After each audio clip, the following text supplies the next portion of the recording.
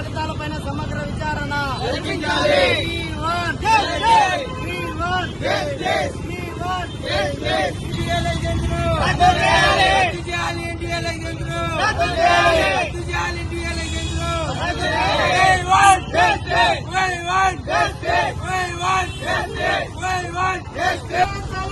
ఫలితాలపైన సమగ్ర విచారణ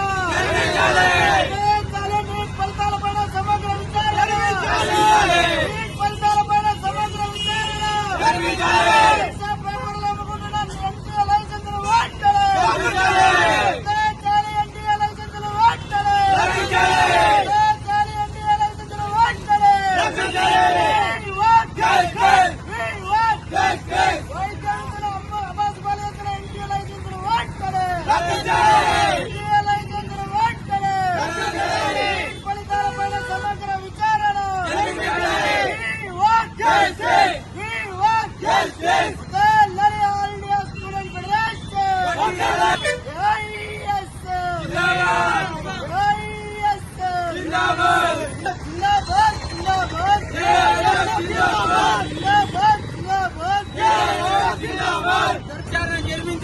జరిపించాలి.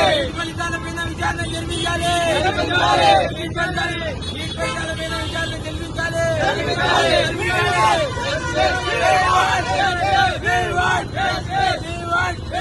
రద్దు చేయాలి ఇండియా లైసెన్స్ను. చేయాలి వెంటనే ఇండియా లైసెన్స్ను. చేయాలి వెంటనే ఇండియా లైసెన్స్ను. నీట్ ఫలితాలపైన సమగ్ర విచారణ జరిపించాలని దేశవ్యాప్తంగా అఖిల భారత విద్యార్థి సమాఖ్య ఆధ్వర్యంలో ఆందోళన నిర్వహిస్తా ఉన్నాం. ఇవాళ అందులో భాగంగా కడప జిల్లా వ్యాప్తంగా ఆందోళన నిర్వహిస్తా ఉన్నాం. మరి ఇవాళ నీట్ విద్యార్థులకు ఎన్టీఏ ఏదైతే నిర్వహించిందో ఈ ఫలితాలపైన సమగ్ర విచారణ జరిపించాలని ఆల్ ఇండియా స్టూడెంట్ ఫెడరేషన్ ఆధ్వర్యంలో ఆందోళన చేస్తా ఉన్నాం. ఇవాళ ఎన్టీఏ యొక్క లైసెన్సులు రద్దు చేయాలని చెప్పి డిమాండ్ చేస్తా ఉన్నాం. 67 మంది విద్యార్థులు ఏ విధంగా వచ్చారు, దీనికి సంబంధించి పూర్తి స్థాయి విచారణ జరిపించి న్యాయంగా ఉన్నటువంటి విద్యార్థులకు, మెడికల్ విద్యార్థులకు న్యాయం చేయాలని చెప్పి కోరుతా ఉన్నాం. అదేవిధంగా ఎన్టీఏ లైసెన్సులు రద్దు చేయాలి. మెడికల్ విద్యార్థులకు అదేవిధంగా మెడికల్ కౌన్సిల్ ఆఫ్ ఇండియా కూడా చొరవ చూపట్టాలని చెప్పి కోరుతా ఉన్నాం.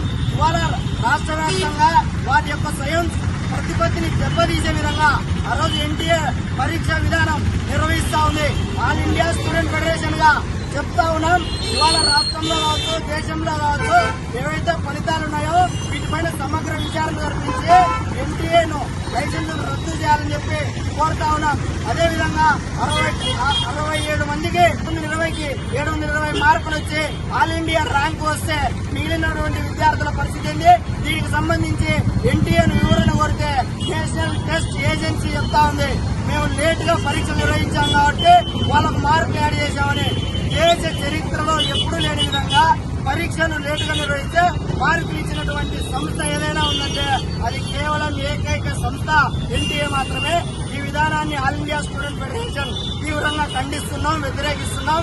వెంటనే సిట్టింగ్ జడ్జితో వీటిపైన ఫలితాలపైన సమగ్ర విచారణ జరిపించి ఎన్టీఏ లైసెన్సులు రద్దు చేసి మెడికల్ విద్యార్థులకు న్యాయం చేయాలని చెప్పి కోరుతా ఉన్నాం.